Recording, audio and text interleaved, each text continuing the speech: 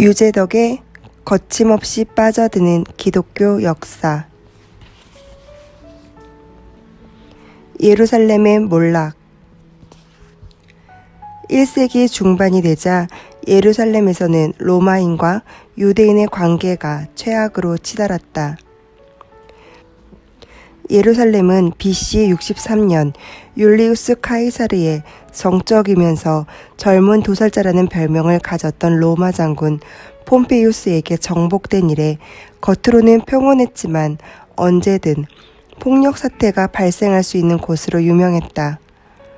50년경 예루살렘에서는 수천 명의 유대인들이 관례대로 조상들의 이집트 탈출을 기념하는 유월절을 지켰다. 예루살렘 성전 위쪽에는 안토니아 요새가 있었다. 사실 여부는 지금껏 불분명하지만 유대 역사가 요세푸스에 따르면 어느 로마 경비병이 요새에서 인파 쪽으로 자신의 겉옷을 들고서 점잖지 않게 몸을 굽혔다. 그는 몸을 돌려서 그 자세만큼 버릇없는 소리를 냈다.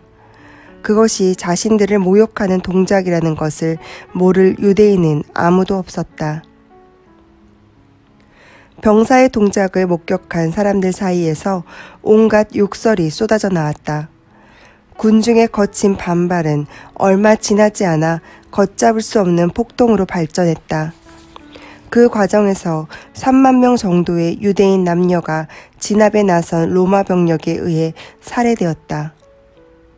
엄청난 비극적 사건이 초래한 인명피해에 비하면 그 원인이 지나치게 터무니없다고 생각할 수도 있지만 그로부터 10여 년 뒤에 있게 될 더 큰 비극을 예고하는 이 같은 전조는 이전에도 이미 여러 차례 있었다. 로마 경비병의 철부지 같은 행동은 엄청난 비극적 사건의 물꼬를 튼 사소한 일에 지나지 않았다. 욕심이 초래한 비극. 이스라엘과 관계없는 이듬해 출신 헤롯 대왕 사후에 로마로부터 위임받아 통치되던 왕국은 즉시 세 아들에게 분배되었다. 정치적으로 민감한 남쪽 유다와 이두메, 사마리아 남부 지역을 물려받은 헤롯 아켈라우스는 예루살렘의 유대교 지도자들을 제대로 통제하지 못하는 바람에 권자에서 10년을 못 넘기고 갈리아로 유배되었다. 이후로 공석이 된 분봉왕 자리는 로마 총독이 대신했다. 64년에 게시우스 플로루스가 유다의 신임 총독으로 임명받았다. 플로루스는 아내 클레오파트라가 네로 황제의 총애를 받는 사비나 황후를 가까이에서 얻어낸 자리라는 소문이 사람들 사이에 파다했다. 그런데 자금이 필요한 네로가 대리인으로 그를 보냈다는 게 사실에 더 가까웠다. 플로루스는 예루살렘 성전에서 황제에게 매일 희생 제사를 바치게 하고 네로의 조각상을 설치했다. 자존심이 강하기로 소문난 유대인들을 조금도 고려하지 않은 모욕적인 행위였다. 그뿐만이 아니었다. 전임자들보다 일찌감치 부를 거머쥐고 싶어하던 신임 총독은 세금을 과중하게 거두어들이는 수준에서 만족하려고 하지 않았다. 언젠가는 지중해에 마주한 항구 도시 카이사레아에서 일어난 유대인과 시리아의 그리스인 사이에서 빚어진 충돌을 중재한다는 명목으로 개입해서 상당한 뇌물을 챙기기도 했다. 한층 더 과감해진 플로루스는 유대인들의 3대 절기라 할 수 있는 유월절과 오순절, 초막절에 예루살렘을 방문하는 순례자들이 갖다 바치는 성전세를 보관하는 성전 금고에 눈독을 들였다. 이스라엘 전역은 물론 지중해 일대에 흩어져 사는 유대계 성인 남성들이 해마다 빠짐없이 지불해야 하는 성전세는 예루살렘 지도층의 수익과 관계가 있었고 도시 전체를 관리하고 유지하는 데 없어서 안 되는 주요 수입원이었다. 플로루스는 성전 금고에 보관된 금 17달란트를 가로챘다.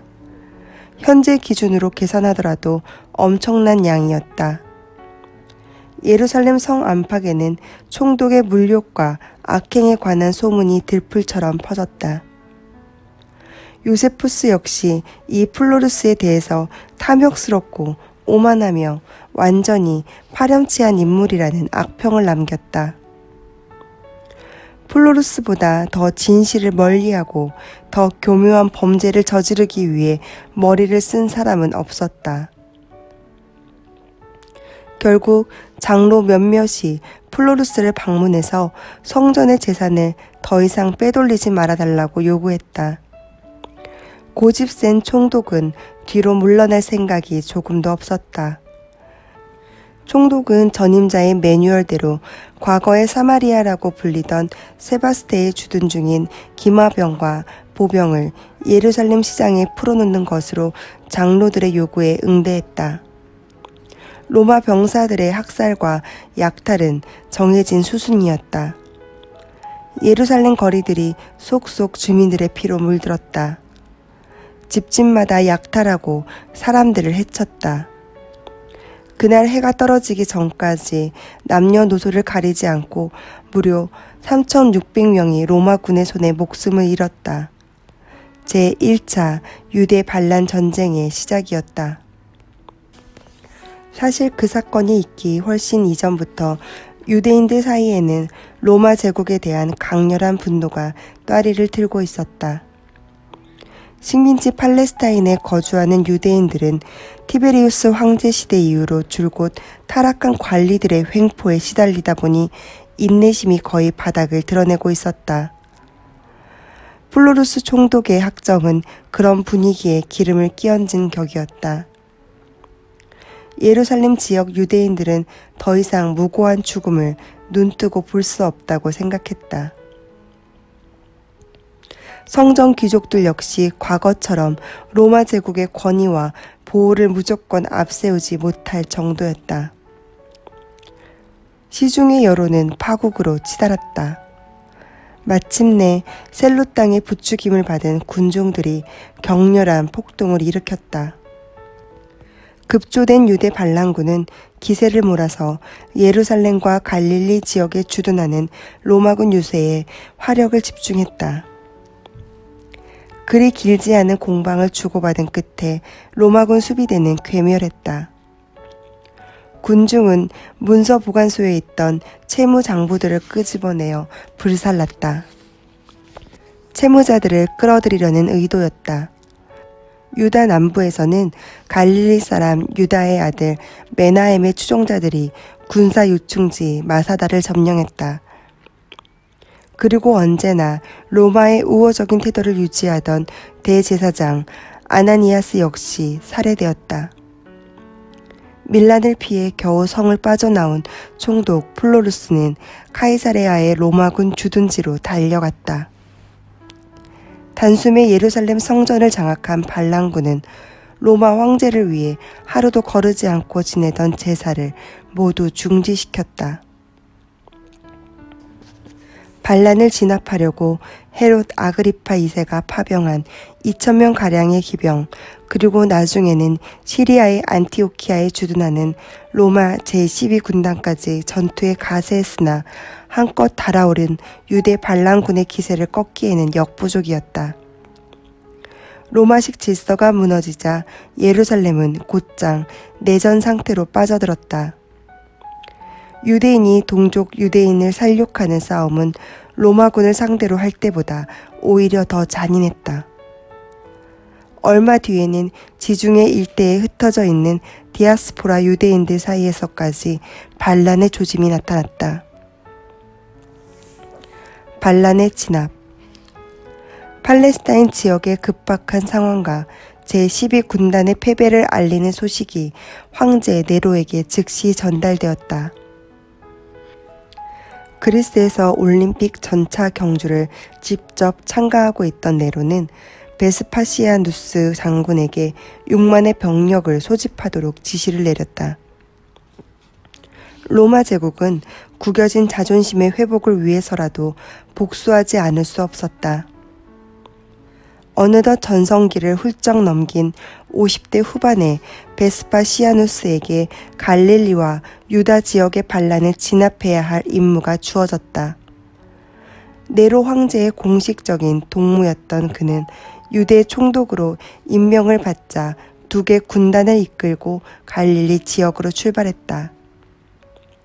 전투는 로마 당국의 예상과는 다른 방향으로 진행되었다. 당연히 격렬한 저항을 예상했으나 어찌된 일인지 유대 반란군의 반격은 그렇게 강력하지 않았다. 반란군들은 로마군을 만나자마자 싸움다운 싸움을 제대로 해보지도 못한 채 그저 도망치기에 급급했다. 베스파시아누스는 주요 거점들을 신속하게 장악해 나갔다. 67년에는 갈릴리와 다볼산 지역, 그리고 훗날 요세푸스라는 로마식 이름의 역사가로 널리 알려진 요셉 벤 마티아스가 제사장을 지낸 요타파타마저 로마군 수중에 들어갔다. 처음에 베스파시아누스는 요타파타 전투에서 사로잡은 요세푸스를 황제에게 전리품으로 넘길 생각이었다. 여기서 말하는 전리품은 끔찍한 죽음을 의미한다. 요세푸스는 베스파시아누스 그리고 아버지와 같은 이름을 가진 아들 티투스 앞에서 이렇게 말했다. 베스파시아누스여, 저는 이 큰 물결에 전령으로 이곳에 왔습니다. 저를 네로에게 보낸다니 그 이유가 무엇입니까? 카이사르, 곧 황제가 될 사람은 당신과 당신의 아드님입니다. 노새꾼이라는 별명을 가진 베스파시아누스는 여전히 요세푸스를 감옥에 가두었지만 선물로 호의를 표했다. 아들 티투스는 그 이후에 요세푸스의 막역한 벗이 되었다. 68년 6월 9일 여세를 몰아 예루살렘을 공격할 채비를 하는 베스파시아누스에게 로마로부터 급한 전갈이 당도했다. 재위 동안 국고를 탕진할 정도로 허세를 일삼고 걸핏하면 정치적으로 의견을 달리하던 이들을 유배와 처형, 자살이라는 극단적 선택으로 몰아간 네로 황제가 정적과의 싸움에서 밀리자 스스로 목숨을 끊었다는 내용이었다. 평소에도 비극의 주인공을 즐겨 공연한 황제답게 세상이 참으로 훌륭한 예술가를 잃는구나 라고 한탄하면서 자신의 목을 칼로 찔렀다고 했다. 전혀 예상하지 못했던 희소식이었다. 베스파시아누스는 안정을 잃고 갈피를 못 잡는 로마의 정세를 고려해서 일단 전투를 멈춘 채 사태 추이를 관망했다. 마침내 유다 지역과 이집트에 주둔 중인 로마 군단들로부터 확고한 지지를 받은 베스파시아누스가 제국의 1인자를 꿈꾸면서 로마로 돌아갔다. 로마 제국의 동부 지역 역시 역전의 용장 노새꾼을 황제로 인정해서 힘을 보탰다. 우여곡절 끝에 베스파시아누스는 요세푸스의 거짓말 같은 예언처럼 로마의 황제가 되었다. 그렇지만 팔레스타인에서 미처 마무리 짓지 못한 일을 잊지 않았다. 신임 황제는 맏아들 티투스에게 4개의 군단을 동원해서 팔레스타인의 반란을 진압하는 임무를 맡겼다. 70년 봄 티투스 장군은 예루살렘 성을 물샐 틈 없이 포위했다. 도시 주변에 돌 벽돌을 쌓고 외부로부터 식량 유입을 일체 차단했다.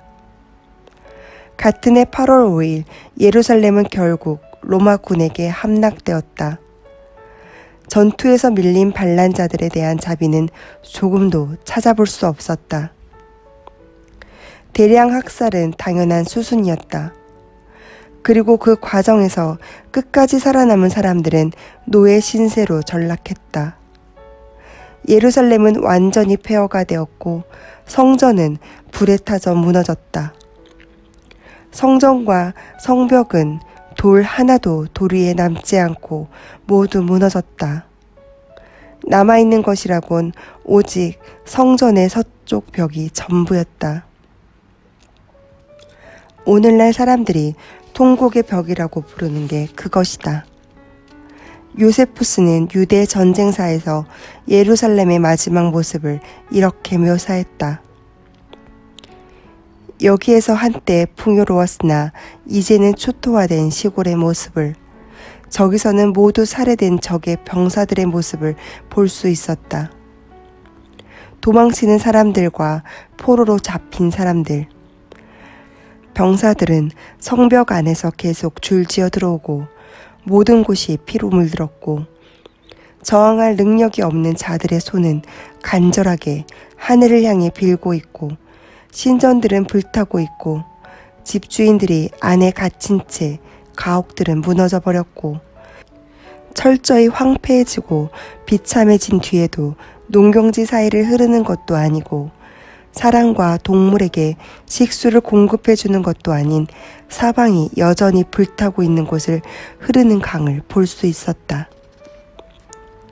이듬해 6월 티투스는 예루살렘 성전에서 탈취한 기물들과 10만 명의 유대인 포로들을 전리품으로 삼아서 로마에 돌아갔다. 전투 과정을 소개하는 개선식은 눈부실 만큼 화려했다. 15m 높이의 거대한 이동식 무대에는 잔인한 전투 장면이 생생하게 묘사되었다. 상아와 황금으로 테두리를 두르고 화려하게 채색된 작품을 보러 시민들이 모여들었다. 성전 지성소에서 탈취한 등잔과 황금 탁자, 은으로 제작된 트럼펫, 토라 두루마리와 성찬용 그릇은 거리에 선보였다. 끌고 온 포로들 가운데 4만 명은 콜로세움 건설에 투입하고 나머지는 시장에 노예로 내다 팔아서 콜로세움 건축비를 충당했다. 그로부터 10년이 지난 81년 티투스의 동생 도미티아누스 황제는 개선문을 세워서 승리를 기념했다. 개선문 한쪽에는 성전에서 약탈한 기물들이, 또 다른 쪽에는 의인화된 명예, 용기, 승리의 호의를 받으면서 전차했던 티투스의 모습이 조각되었다. 예루살렘이 함락된 이후 4년간 반란군의 요새들이 줄지어서 로마군에 접수되었다. 유대 반란군은 계속 남쪽으로 밀리다가 결국에는 사해 부근에 우뚝 솟은 요새 마사다를 최후의 항전터로 선택했다. 그곳은 과거 율리우스 카이사르 사후에 옥타비아누스와 로마의 권력을 놓고 다투었던 안토니우스의 연인 이집트의 클레오파트라와 역사적으로 관련이 깊었다. 클레오파트라는 어찌된 일인지 헤롯 대왕이 통치하는 팔레스타인을 손에 넣고 싶어 했다. 소식을 접한 헤롯은 혹시 있을지 모를 이집트 군대의 공격에 대비해서 가족들과 함께 피신할 시설을 마사다에 갖추었다. 곡식 창고와 식수를 모으는 물탱크와 공중 궁전이 건축된 그곳은 헤롯의 걱정과는 달리 한 번도 피신처로 사용된 적이 없는 말 그대로 천혜의 요새였다. 갈릴리 출신 엘리야 자르의 지휘 아래 3년간 끈질기게 지속된 반란군의 항거는 로마군의 치밀한 전략에 의해 무력화되었다. 74년 4월 마사다 주변을 물 셀 틈 없이 차단한 채 차근차근 경사로를 건설해서 숨통을 조여오는 1만 명의 로마군을 규모가 작은 반란군이 막아내기에는 역부족이었다. 반란군의 최후의 항거 수단으로 자살을 선택했다. 자살 도중에 몸을 숨긴 소수의 생존자들을 제외한 960명 모두 마사다 요새에서 죽었다. 팔레스타인 지역에서 발생한 유대인들의 반란은 그렇게 해서 모두 진압되었다. 유대 전쟁은 그리스도인들에게도 적잖게 영향을 미쳤다. 그리스도인들의 전쟁 참여 여부를 놓고 지금껏 의견이 엇갈린다. 교회 차원에서는 피비린내 나는 유대 전쟁이 진행되는 동안 한 걸음 뒤로 물러나 있었다고 보는 편이 맞다. 초기 기독교를 이끌던 야고보가 62년에 처형되었다. 야고보는 예수의 형제라는 이유뿐 아니라 금욕과 율법을 빈틈없이 준수해서 예루살렘에서 무척 인기가 높았는데 그것이 유대교 지도자들의 시기를 유발했다. 카이사레아에서 주교를 지낸 유세비우스의 교회사에 따르면 상당수 그리스도인들이 66년 11월경에 요단강 맞은편 트랜스 요르단 지역의 펠라로 미련 없이 이주했다고 했다. 마침내 예루살렘에 있는 교회는 그들의 지도자들에게 주어진 계시에 따라 전쟁이 일어나기 전에 그 도시를 떠나 펠라로 불리는 베레아의 한 도시에 정착하게 된다. 그리스도를 믿는 사람들이 예루살렘을 떠나고 동시에 거룩한 사도들, 유대인들의 수도와 온 유대 땅을 완전히 비웠을 때 그리스도와 사도들에게 범한 수많은 악행으로 인해 유대인들에게 하나님의 심판이 임하여 이 불법자들을 인간사에서 완전히 멸절시켰다. 일각에서는 반란의 소용돌이에 휩싸여 있을 때 그리스도인들이 이주했다는 유세비우스의 기록에 이 일을 제기하기도 한다. 하지만 이것은 그리스도인들이 전쟁을 모면할 목적으로 동족을 버리고 안전한 도시로 옮겨갔다는 다분히 현실적인 선택을 한 데에 따른 도덕적 비난을 비켜가려는 주장에 불과했다. 유세비우스의 기록과는 달리 그리스도인 가운데 일부가 펠라로 이주했고 나머지는 예루살렘에 머물면서 유대 전쟁에 본격 참여했다는 절충안을 제시하는 이들도 있었다. 이런 주장 역시 그럴듯하지만 전쟁 이후 예루살렘 교회가 구심점이 되지 못한 데 비해서 각 지역 교회들이 성장을 거듭한 것을 고려하면 핵심 지도자들이 전쟁을 겪지 않은 게 분명하다.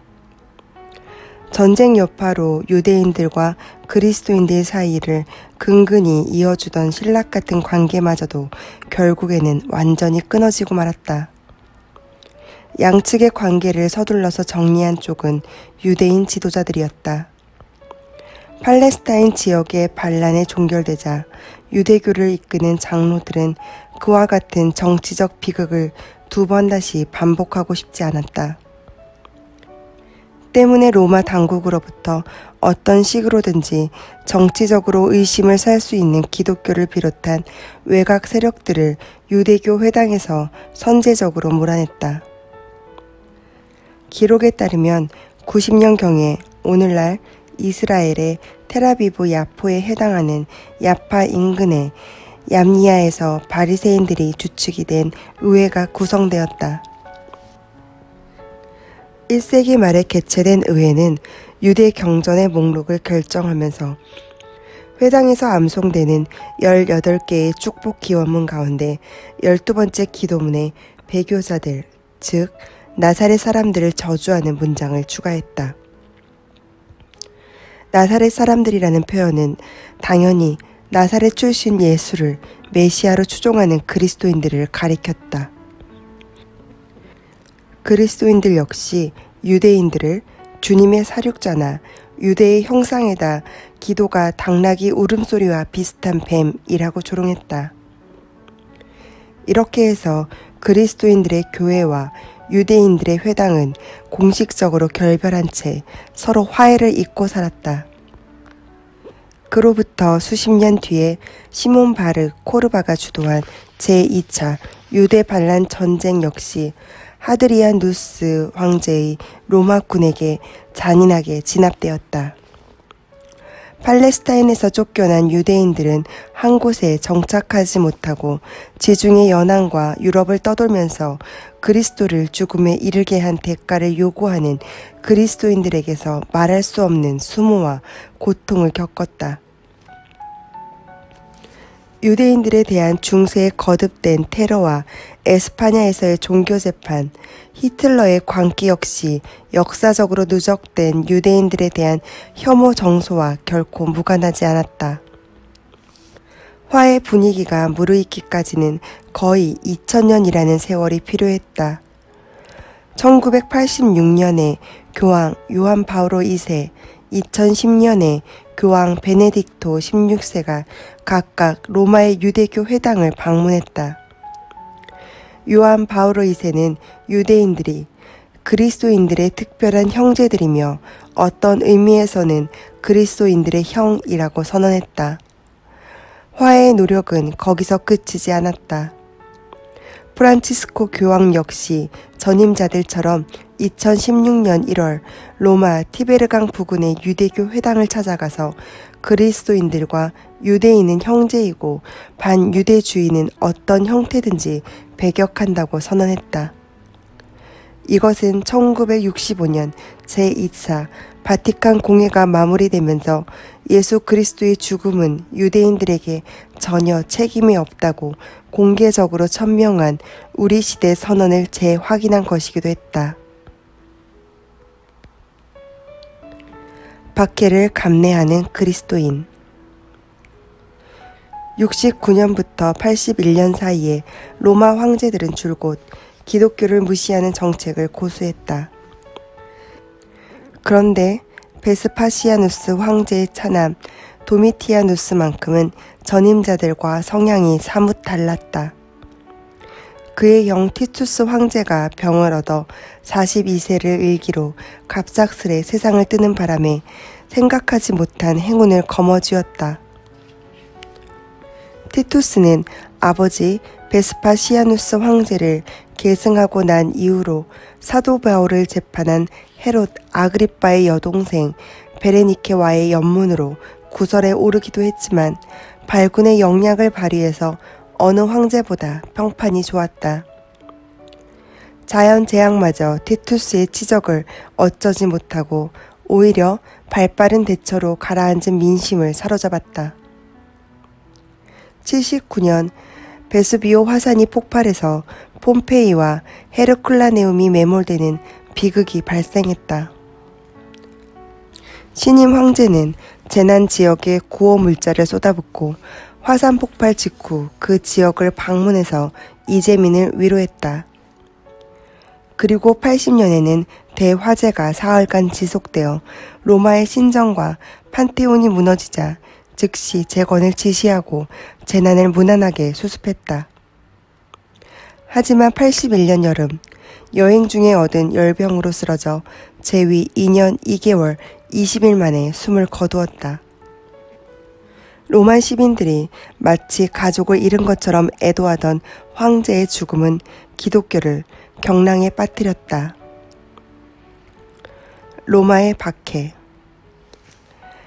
대머리 도미티아누스가 혈육을 남기지 못하고 세상을 뜬 형의 뒤를 이어 플라비아누스 왕조의 마지막 황제 자리에 올랐다. 도미티아누스에 대한 후대의 평가는 극단적이다. 한편에서는 치세 동안 지속된 상대적 평화와 성실한 행정을 근거로 도미티아누스를 절대 권력을 행사한 독재 군주로 규정하는 것은 지나치다고 말한다. 반면 94년 후반부터 암살을 당하기 직전까지의 공포 정치에 주목하는 이들은 그가 네로나 칼리굴라와 전혀 다를 바 없는 로마 제국 역사의 괴물로 간주한다. 로마의 역사가 작은 폴리니우스 역시 폭정에 시달리던 도미티아누스 시절의 기억을 다음과 같이 기록으로 남겼다. 친구 7이 죽거나 추방된 시기였으며 나는 주변에 떨어지는 벼락의 불길 한복판에 서 있었고 마치 종말이 나를 기다리고 있다는 생각을 갖게 할 만큼 분명하고 확실한 조짐이 보였다. 평가가 극단적으로 엇갈려도 신임 황제의 성격 자체가 최악이었다는 데는 서로 이론이 없었다.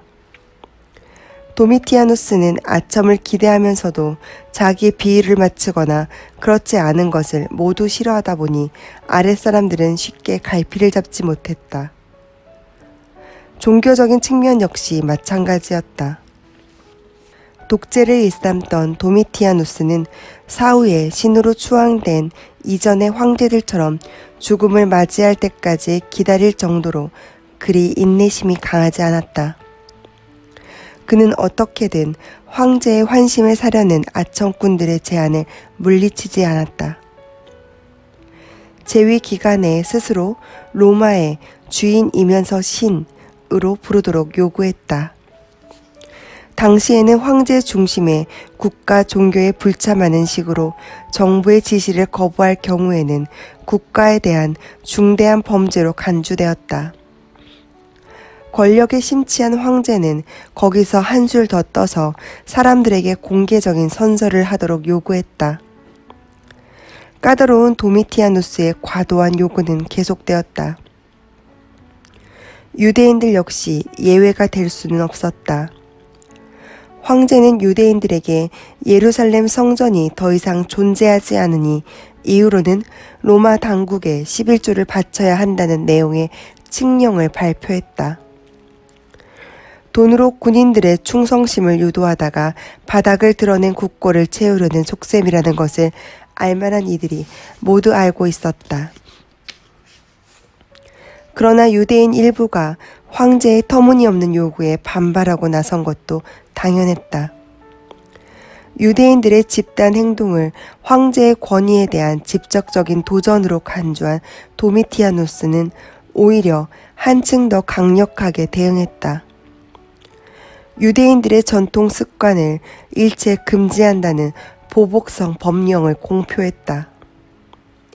관료들에게 막말을 해대거나 원로원 의원들은 물론이고 가까운 인척마저 거침없이 사형에 처하는 평소 행동을 감안하면 그것도 관대한 수준이었다. 그렇다면 그리스도인들의 경우는 어땠을까? 반유대 법령의 충격은 그리스도인들을 비껴가지 않았다. 유대인들은 회당 예배가 그랬던 것처럼 그리스도인들의 모임에서 정기적으로 진행되는 예배 역시 로마 당국의 강력한 규제를 받아야 했다. 그렇게 해서 역사상 처음으로 이탈리아를 벗어난 지역에서까지 그리스도인들을 상대로 박해가 가해지기 시작했다. 도미티아누스가 95년에 시종들의 공격을 받고 갑작스럽게 죽음을 당했지만 기독교에 대한 박해는 멈추지 않았다.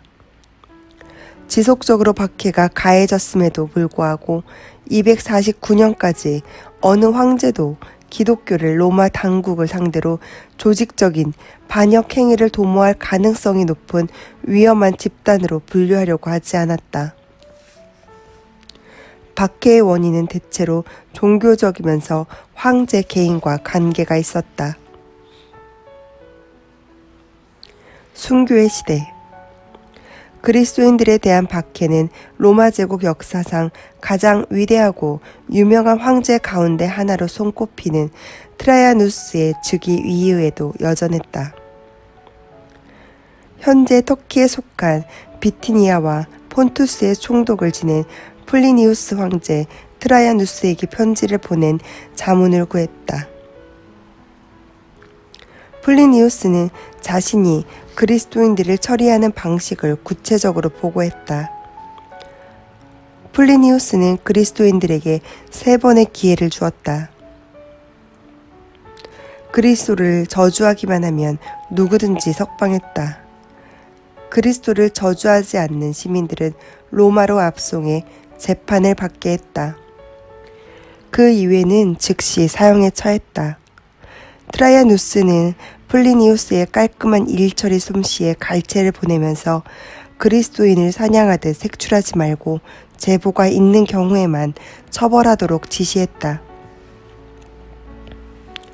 총독 플리니우스는 그리스도인들이 무엇을 믿고 있는지 알아볼 셈으로 인근 교회에 출석하는 2명의 여자 집사를 체포해서 신문했다. 별다른 소득은 없었다. 결국 그는 황제에게 자신은 이상한 미신 이외에는 아무것도 알 수 없었다고 보고했다. 총독에게는 기독교가 이해할 수 없는 미신처럼 보였을지 모르지만 수많은 남녀가 소위 그 미신을 포기하는 대신에 자발적으로 죽음을 선택했다. 그 가운데 한 사람이 스미르나의 폴리카르푸스였다. 유세비우스는 교회사에서 폴리카르푸스와의 얽힌 사연을 이렇게 소개했다. 스미르나의 폴리카르푸스는 그리스도인들 사이에서 사도 요한의 제자로 알려진 뛰어난 목회자였다. 오늘날 터키의 남서쪽에 위치한 이즈미르에 해당하는 경기장에서 그리스도인 몇 명이 처형될 예정이었다. 그때 경기장에 모여있던 군중들이 한 목소리로 외치기 시작했다. 무신론자들을 쫓아내라. 폴리칼르푸스를 찾아내라. 앞에서 이미 설명한 것처럼 그리스도인들은 로마의 여러 전통적인 신들을 공개적으로 부정했기 때문에 시민들은 그들을 무신론자, 사악하고 과도한 미신을 믿는 사람들로 분류해 놓고 있었다. 법정에서 유죄로 판결을 받은 경우에는 처형을 달리 면할 수 없었다. 당국은 문제적 인물로 지목된 바 있는 폴리칼르푸스 곁에서 시중을 들던 사람들을 잡아다가 그가 피신한 장소를 털어놓을 때까지 계속해서 고문을 가했다.